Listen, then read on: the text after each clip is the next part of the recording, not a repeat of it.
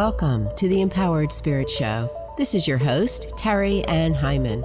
I'll explore the connection to the human spirit in a way that helps to navigate your life, including crisis.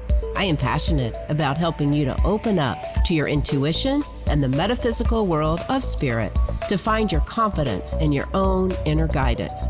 Take a pause, be inspired, learn ways to show up focused, centered, and more dynamic in your everyday life. Welcome back to the Empowered Spirit Show. Thank you so much for tuning in and joining me today. This episode is being sponsored by Ritual and Shelter. Are you looking for a magical place to shop and hold space? Check out Ritual and Shelter online or in Homewood, Alabama. Browse through their bookshelves covering topics such as energy healing, crystal healing, Reiki, chakras, auras, the Akashic Records, shadow work, astrology, and earth-based healing. You can also find herbal teas and tinctures alongside their crystals and oils to help establish a mindful mindset and fluid ambience before meditation, ritual work, and reflection. Ritual and Shelter is dedicated to providing one-on-one, in-depth conversations with customers to help them find the most efficient healing methods and resources that match their unique interest and energy. They offer tarot sessions, Reiki, sound bowl, and crystal healing, and now they are offering witch consultations. Visit ritualshelter.com to book an appointment and bring peace back to the body, mind, and spirit. You can also find them on Instagram at Ritual Shelter Shop, as well as Pinterest at Ritual Plus Shelter.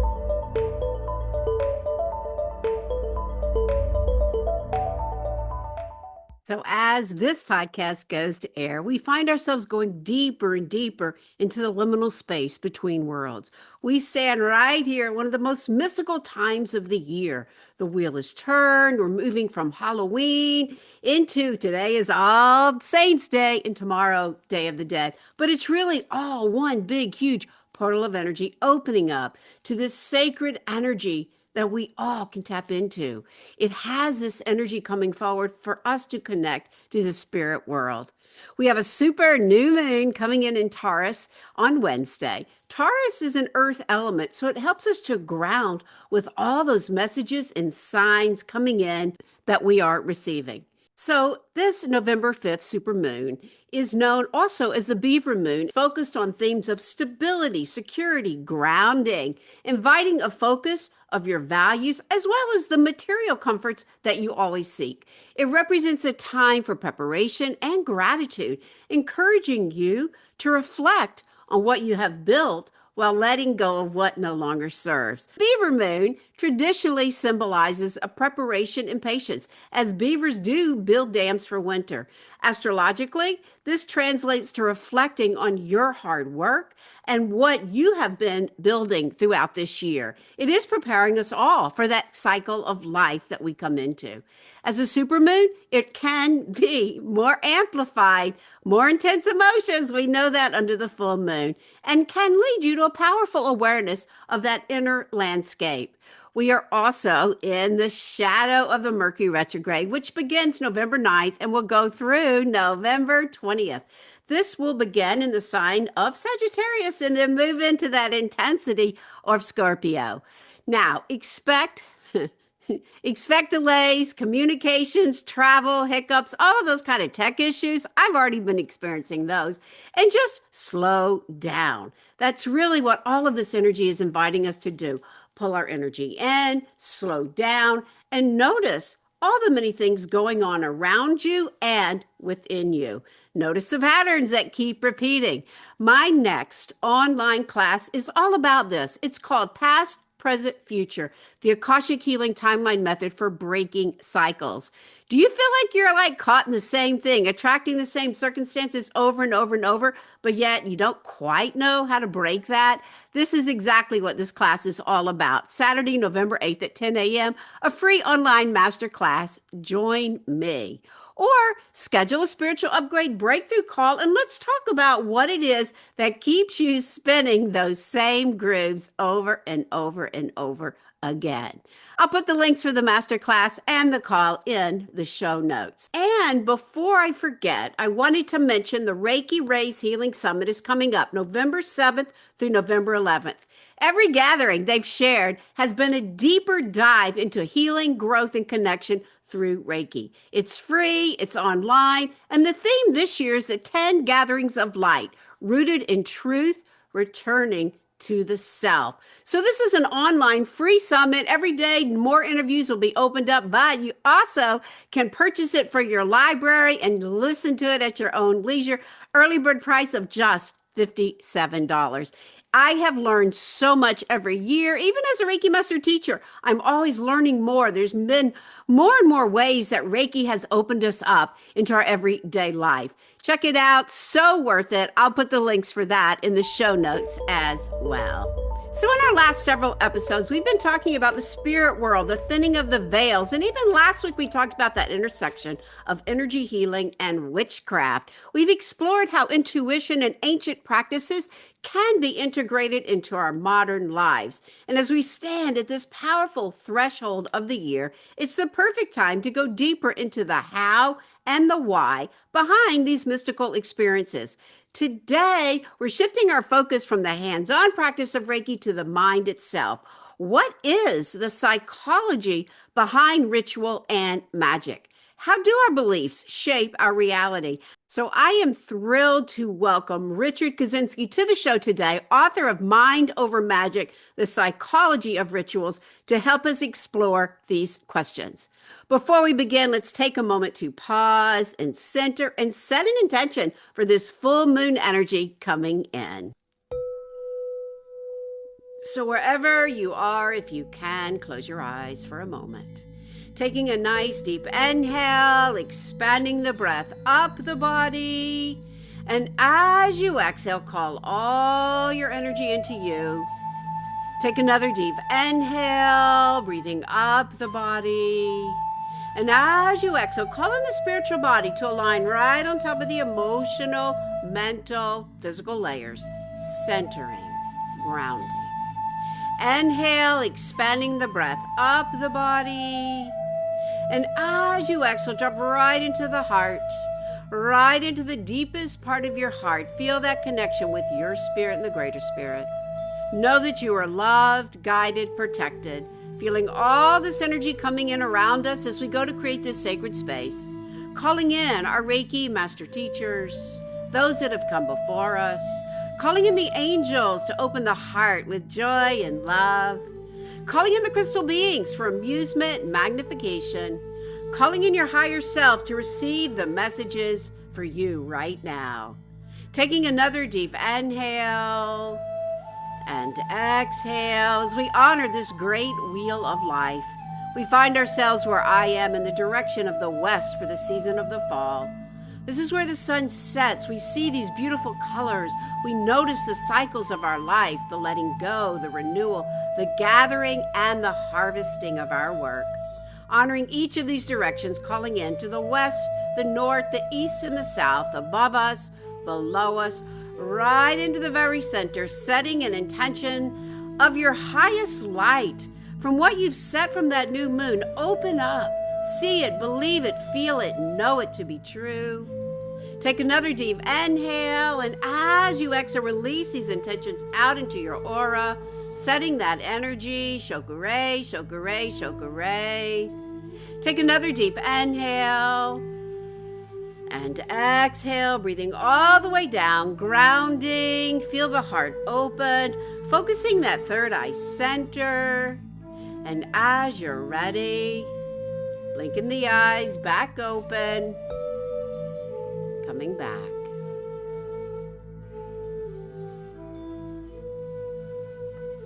Richard Kaczynski is a lifetime student and writer on Western Esotericism.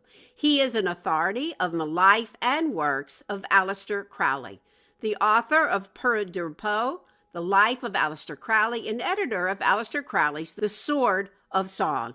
He holds a PhD in psychology with a minor in statistics. His doctoral dissertation examined the structure and correlates of metaphysical beliefs.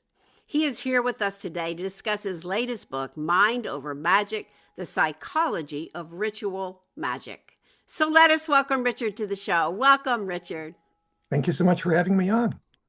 Yes, what a great subject, especially this time of year.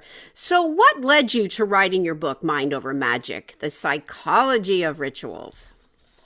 Well, I'd always been interested in alternative spiritualities and those sorts of associated practices. And when I went to college, I decided I wanted to pursue psychology as a field of study. I think somewhere in the back of my mind, I was thinking that in pursuing this, I would find answers to those questions I had about these sorts of practices.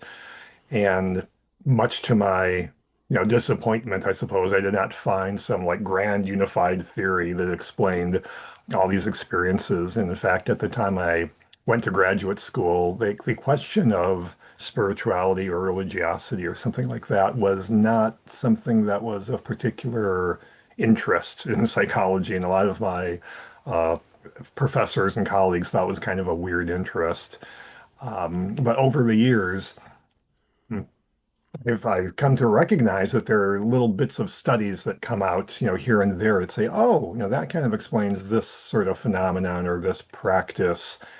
And 30 years out of, graduate school, I came to realize that while there may not be this grand unified theory that explains everything that happens when you're engaged in a spiritual practice, that there are little bits and pieces of research that could be assembled like a jigsaw puzzle to tell a story about the role that psychology plays in these practices and how best to get the most out of what you do and the sorts of benefits, psychologically speaking, that might come from that. I love that. I actually went off to college too to study psychology and wound up in the fine arts department. Interesting. The grad program, it was one of those things where because I did not find the answer to, the big spiritual psychology sorts of questions, I came to treat kind of the brain kind of as this black box, things come in, things come out, but it's kind of hard to know exactly what's going on. So I wound up going into social psychology, which looks more at like observable behavior, people in groups. And that's much more of a research field than it is a like a therapy field. And so my minor wound up being statistics, and I came out with, a minor in statistics and then the degree in social psychology. And a lot of my career has been going into that more research-oriented direction, but that left me ultimately in a really good position to evaluate research in psychology for this book. Yeah, very interesting. And through major life crisis, I found spirituality, and now I actually do work in energy psychology and NLP tapping, and I found it to be very fascinating. My original fascination with psychology is being answered through a lot of the techniques that I use now. So I do find it very fascinating, and ritual especially. Ritual is so powerful. So I know in your book you start off talking about a few experiences you had, younger child, out in the woods. So I guess that was a huge turning point. Want to share that? Yeah. I mean, there's various things throughout my childhood kind of point in this direction. And part of me thinks that sometimes it's the times I grew up in, but not everyone of my generation wound up going in this direction. So it clearly wasn't that. But um, the event that you're referring to is at one point I was coming home from my neighbor's house.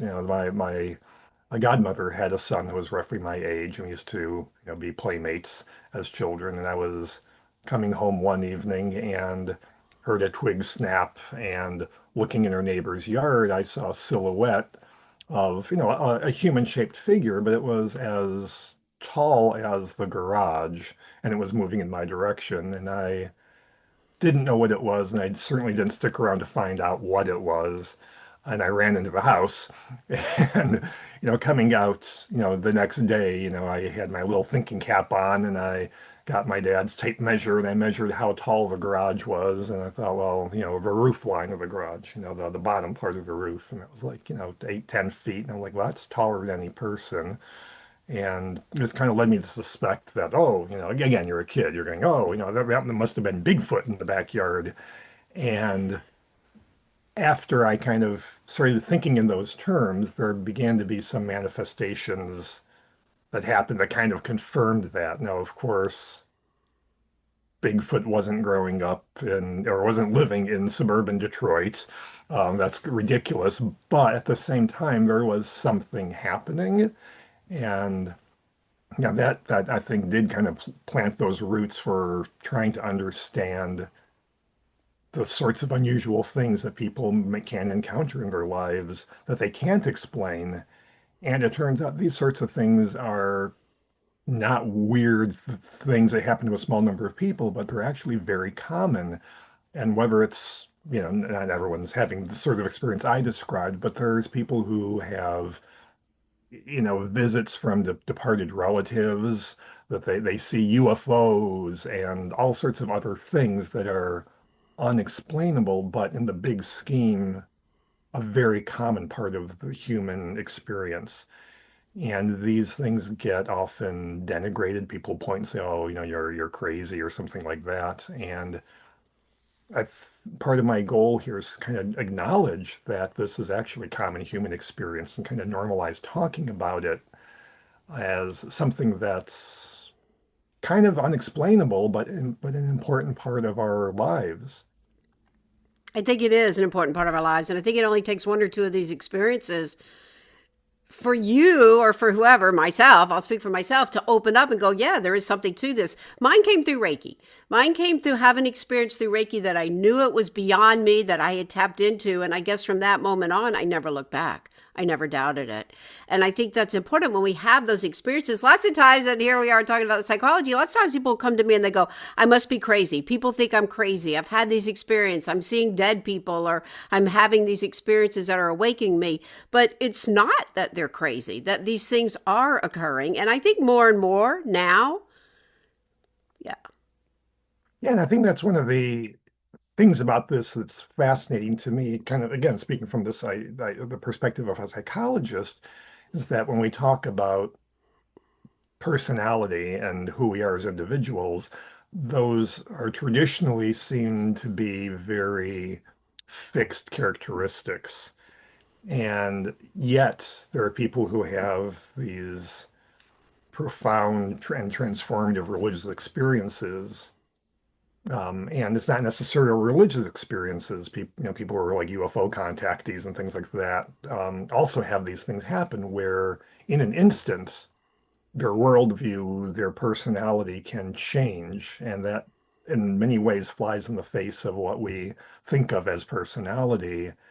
And for me, that idea was very fascinating because ultimately, the goal of these ritual sorts of practices is to kind of tap into, again, your inner self. What is your truth? Who are you? Why are you in this world? And to, improve yourself, to evolve yourself into the best version of yourself. And so, you're not stuck being who you are right now. You can actually evolve yourself and through these practices, and they're I think transformative. I think it's a very important aspect to say that, to like, we can evolve ourselves, especially right now with all the shifts in consciousness, all the disruption, not just in our country, but all over the world, that finding ways to evolve and to move forward and to get out of the rut that we may find ourselves in is very important. And I think the ritual and some of the work that you're talking about can help us to do that. We can't just keep going doing the same thing the same way. We have to expand that consciousness of who we are. And so we do go within ourselves instead of kind of that surface living, when we can come in and recognize we do have all that we need within us. Now, sometimes we have to get guidance or read books like yours or go a little deeper. Now, what led you to actually practicing magic? Me, it was everywhere growing up. There's this book series called Man, Myth, and Magic that you could buy like weekly editions in the grocery store. In fact, there was a book on techniques of high magic that was a trade paperback that we found at the local grocery store. And I was like a young teenager, like 13, 14 or something. I made my mom buy this for me, and she obligingly did. But it's just all this stuff was out there. My older sister, Diane, she took a semester to do an independent study in junior high school, and she chose to interview a local celebrity witch by the name of Gundella, the Green Witch.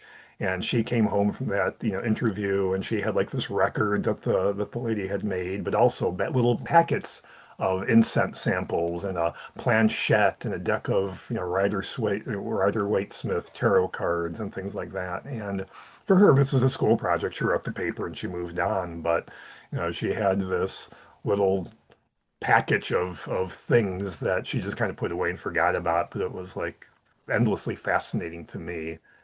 And The at little one point, brother didn't forget about it. The little yeah, brother, yeah, yeah, he was intrigued, right? Yeah, I meant to, right. I guess I should have asked, like, how old were you? So you were a teenager.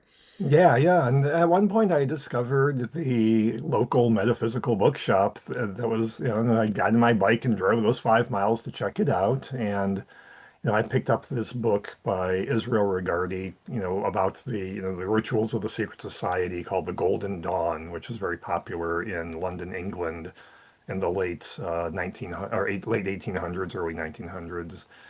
And I came back, a couple weeks later, and the owner asked me how I liked that book, and I said, "Oh, that was it was great. I enjoyed it." And he said, "Well, you should probably check out this other book." And he pointed out to me a book by Aleister Crowley called Magic and Theory and Practice.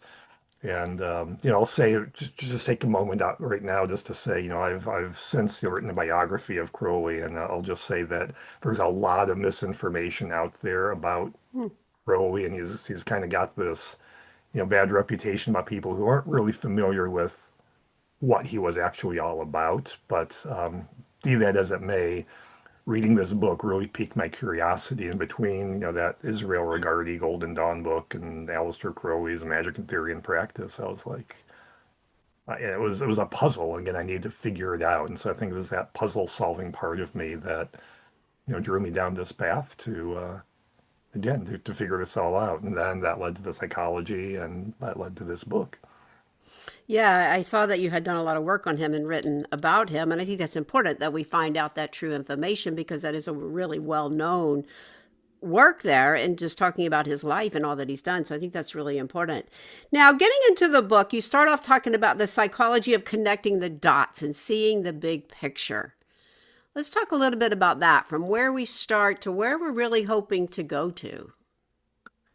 Yeah, I think the reason I start with that is that this idea that comes out of Gestalt psychology is that we are pattern seeking creatures, as many people have said, and we will fill in the dots when we have evidence. We try and connect those dots, we're looking for things that may be dangerous in our environment. My cave neighbor Thog, ate this berry and died. That must mean I should not eat these berries, and um, but all sorts of other things. There's examples of like figure ground sorts of things where you can have like a silhouette or something or a partial picture, and we can fill in the blanks in our own minds. And this extends to how we perceive the world around us.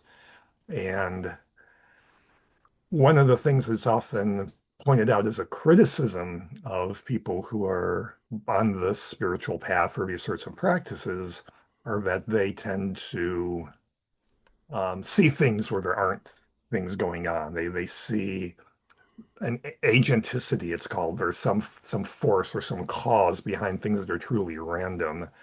And one of the things I explore in the book is how this is something that cuts both ways, that it may be true that believers, people who are seeking knowledge, information, may be more inclined to see patterns because they are looking. The flip side is also true that people who are very skeptical and are disinclined to like believe anything tend to miss patterns when there really are some. And I kind of advocate for kind of this middle path. I think you should be open to new knowledge and new information. I love when I come across ideas, research, points of view that challenge my assumptions. But at the same time, I think you also need to approach this with a critical eye and kind of walk that middle path between being too ready to accept everything, but also being too ready to reject everything. Discernment. Yeah, Yes. yeah. Yeah, I think discernment's a good word too, because I think it is important. But you also talk about even the practice of it and how we get into that. And you really are a big believer in yoga and meditation. So important that we find the way to get out of the chatter of the mind. And most of us have trouble with that. I mean, we're living in this 5G world and we're doing this all day, and it becomes harder and harder if we don't have a consistent practice. But I think that's part of being in the practice of magic. Is that true? Would you agree? Yeah, yeah, absolutely. And I think I'll preface what I'm about to say by saying that when I talk about magic, I'm speaking in very broad terms. And so, I'm talking about any practice that is done kind of consistently or routinely. Some of those practices can be every day, some of those practices can be seasonal, but it's not necessarily saying that you're following a particular tradition. Yoga can be a practice, but so can, prayer, so can more ceremonial things where people might do something like a banishing ritual every day, or clearing your space and things like that. And so the definition of what I mean by magic can actually be very broad. I'm not just talking, like witches or something specifically like that. Oh, that certainly includes those practices. But yeah, a big component of getting the most out of any practice you do is mindfulness. And if you're trying to meditate, but your mind's wandering, if you're on your phone, you're worrying about, how many people have liked my most recent post, you're not going to be getting the benefits of that meditation. If you're saying words over a meal, but again, you're just doing it automatically, and you're not really thinking about what those words mean or the meal that you're going to eat. Um, that again, you're not getting the benefit from that. Or if you're going outside and you're, again, greeting the sun, but again, you're just saying words mindlessly as opposed to actually feeling the warmth of the sun or the breeze in your hair and being present, and engaging with the experience. I mean, that's part of what I talk about, just this idea of, you know, being there, paying attention to what you're doing. And that's a big piece of getting the most out of whatever, practices that you may undertake. Yeah, I so agree. And you spell the word magic, Magick, right? And I will Correct. preface this and just kind of echo what you say, because magic is a big word. And I know I've always spelled it Magic. And I used to like kind of go, no, Reiki's not magic. No, don't use that word magic. Don't use that word magic. But now that I've kind of, had so many years behind me, there is a little bit of feeling like when we're practicing Reiki, especially when we get in the higher levels and we have our symbols and we have our manifestations going on, it can feel like magic. And so I do think that word has a big interpretation, but the difference between Magic and Magick is? Yeah, I went back and forth a lot about how I wanted to spell the word. And part of the reason for that is that the spelling with the K was, in modern times at least, coined by Aleister Crowley. And my concern was that by using that spelling, I didn't want to box this book in too much into that very specific set of beliefs. But at the same time, the spelling has been adopted by lots of other people in the esoteric community. And I think it comes back to, Crowley's motivation for adopting this older spelling of the word. And that is he wanted to distinguish the practices he was talking about from stage magic and sleight of hand. Hmm. And speaking to your point about how magic is a big word, Crowley's definition of magic was actually very big as well, because he defined it as the science and arts of causing change to occur in conformity with will. And there's a kind of a lot to unpack there, but the idea that it's will is that this is an intentional act, that there's a science to it and there's an art to it. And I kind of see my book as kind of talking about the science piece of it, not the art piece of it. So I'm not saying that everything is psychology. I'm just saying let's look at the psychology piece to better understand it. But finally, there's this idea that any intentional act is a magical act. So it's not just, again, casting a circle or, pulling out your tarot cards, but literally anything that you do with intention is magic. And so for that reason, I think that spelling applies, because I am speaking in the broadest sense of people's practices and whatever traditions they may belong to. I agree. And I have definitely opened up to that so much more because I have felt it myself and had those moments where, like, wow, there's nothing else that can describe this. And it's almost like the belief of miracles as well. Like, I believe in miracles 100% of the time, 100% all the time, right? That kind of idea, Yeah. which helps us then to go even deeper.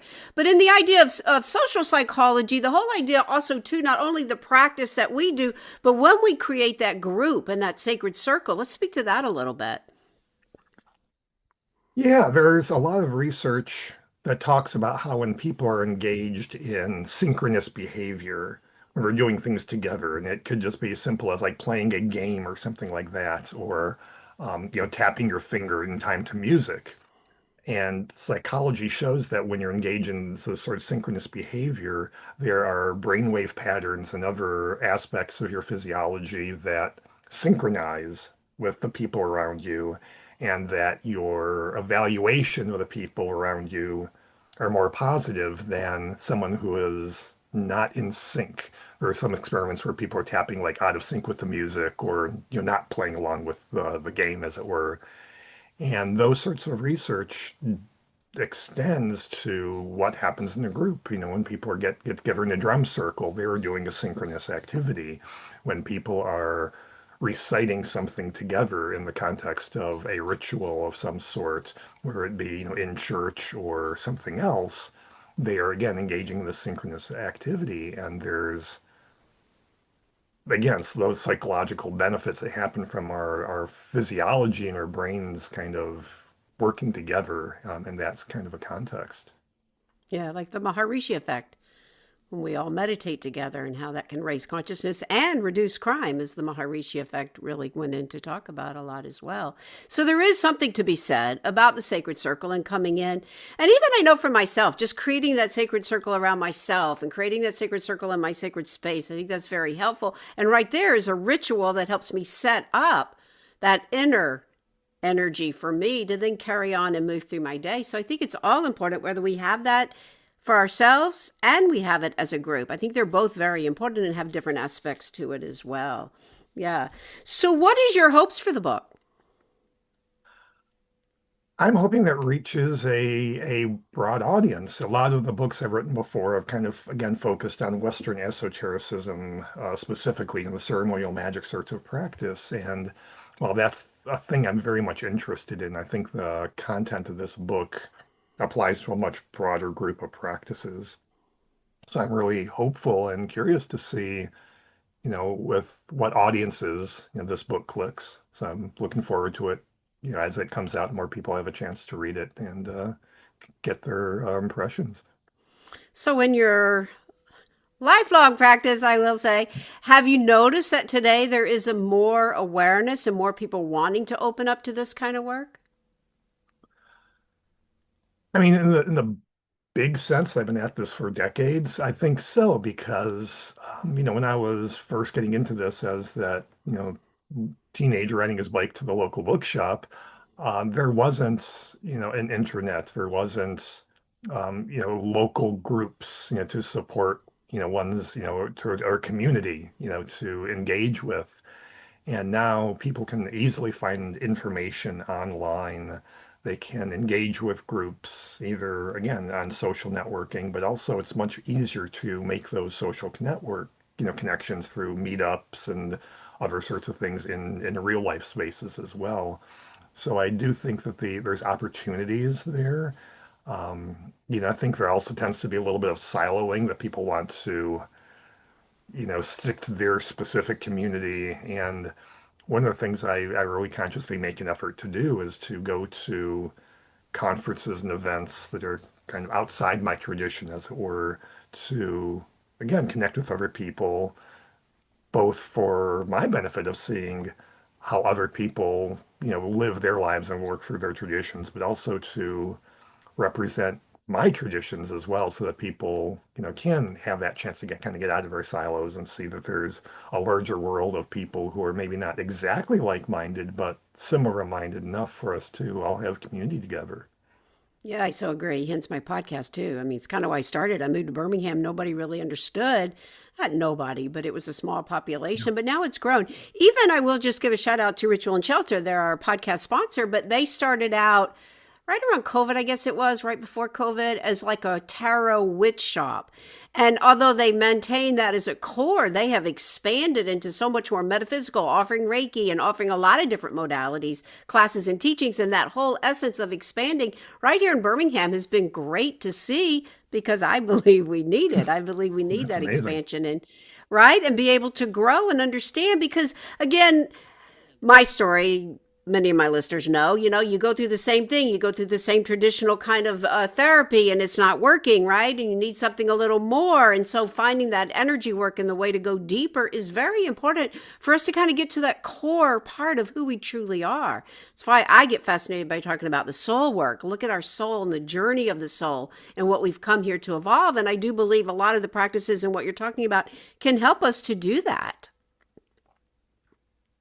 Yeah, and I think it's great to hear that this store exists in Birmingham. One of the things I've noticed is that, the little bookstore I used to go to as a 14-year-old kid doesn't exist anymore. A lot of the metaphysical bookshops that I used to give talks at pretty routinely around the country and around the world don't exist anymore. And it's harder and harder to kind of maintain that brick and mortar storefront. So it's great to see when that succeeds because that's such a valuable resource for your community, for people who are looking for that. It really is. And she has like from books to kits to candles to incense to, I mean, so many things. It's amazing to see. And I laughed when you were talking about going to the grocery store because I'm thinking, well, we used to get romance magazines. I didn't even know there was, metaphysical magazines back there.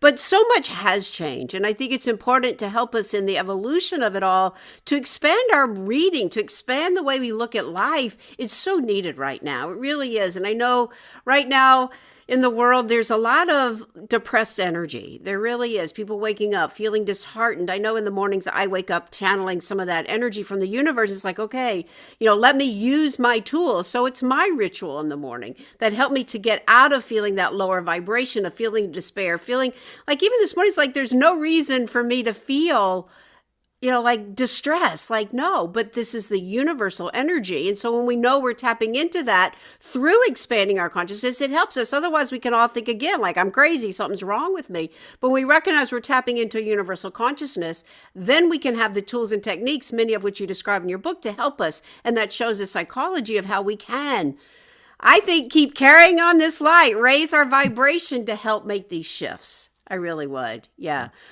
What would you say is the most surprising thing you learned about putting all this together?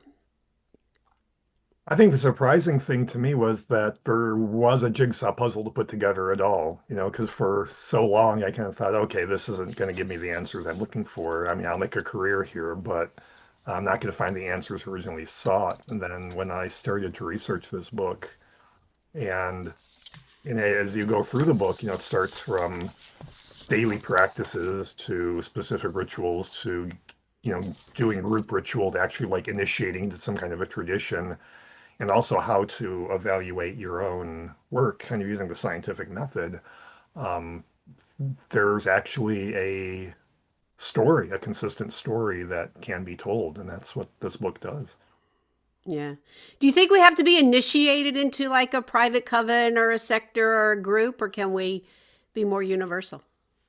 No, yeah, I mean, there's benefits of joining a group and that you do get to hang out with like-minded people, and that provides a sort of recharging of your batteries or enthusiasm. But ultimately, the work that you do is work that you do privately. You go home and you do that work, and you don't need to join a group, to do that. I think the society or the social aspect of it is more of a reinforcement, but it's not a necessity. So, what have you found about magic and the approach to it with a scientific mindset? How is that different, or is it? Well, I think in putting this puzzle together, the thing that I realized is there's a lot of psychological levers that get pulled and pushed and moved when one does any kind of ritual or spiritual practice. And there's things that happen when you're meditating. There's things that happen when, again, you create a circle. There's when you're calling, the watchtowers or the archangels or whatever it happens to be, when you put on a special garment. when you're doing these things, or if you pick up tarot cards, or if you have implements that you use, a bell, or a wand or whatever. But all of these things manipulate psychological levers in us, and that those things help put us into this liminal space. And I don't claim to explain what happens in that liminal space. It's that liminal space where the magic happens. But it's these psychological tools that give us access to that space, or help us get access to that space and make it a little easier to get there. And then by knowing that and being able to take advantage of that, we can make those experiences come easier and to be more transformative, which is ultimately the goal. It is ultimately the goal. And I just echo that and say, like, science is proving what many of us have already known. But it is really good to see. And I think your book really helps those, especially skeptics perhaps, to recognize there is a science behind it. There is a psychological aspect to it, that it's not just woo. I hear that all the time. Oh, it's just woo. Okay, I'd rather have woo than have the angst of the world. But hey, right? Sometimes we have to give a little bit of explanation to it. So I really am grateful for your work and that you've brought it out here for all of us to have the opportunity to go a little deeper and understand it from a different perspective, right? And I know sometimes, like, I just take it for granted, although I do have to go into the practice to make sure it works. And I know I tell my students, like, don't take my word, go practice it. Like you said, you come home with it, you practice it, you create the rituals that work for you. And that's the magic, I think. Yeah, definitely. Absolutely. So Richard, where can we find your work? Are you teaching? What else is going on for you? Well, and I have places on social media where you can find me. I do have a website. It's just richard-kaczynski.com. But I'm also on social media. You can find me on Facebook, on Instagram, Threads, Blue Sky. And I'm not teaching anything right now. I had a kind of busy summer doing a lot of classes, but looking forward to picking this up a little bit later as we get back into kind of the springtime. Seems to be when a lot of these events are going on, and with Mind Over Magic coming out in October 7th is the launch date. So I'm hoping that'll open up a lot of other opportunities to share the news. That's awesome. I will put all your links in the show notes, and give a shout out to Inner Traditions for bringing this forward. They are awesome and all that they do for many people, for sure. So as we go to close, I like to come back and just ask the question, how do you feel that the work that you're doing with Mind Over Magic and bringing that psychological approach can help to empower the spirit right now?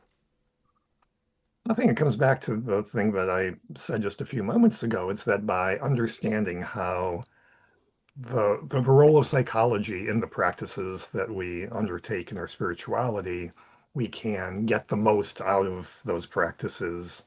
And to the extent to which our spirituality is aimed at, again, inner transformation, raising our consciousness, becoming the best version of ourselves, that we can do that more effectively through that understanding.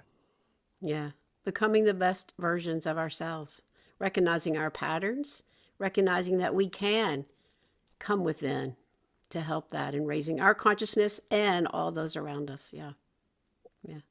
Well, thank you so much for joining us today. All the best of luck with your work, to your spirit.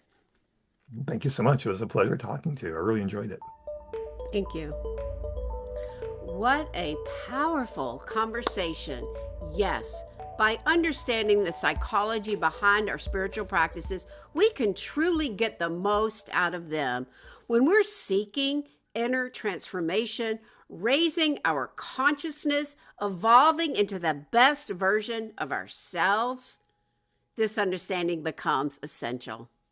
It allows us to engage more intentionally and effectively with the rituals and practices that serve our growth. We each have the power to go within and facilitate our own transformation. And in doing so, we raise not only our consciousness, but create a ripple effect that touches all of those around us.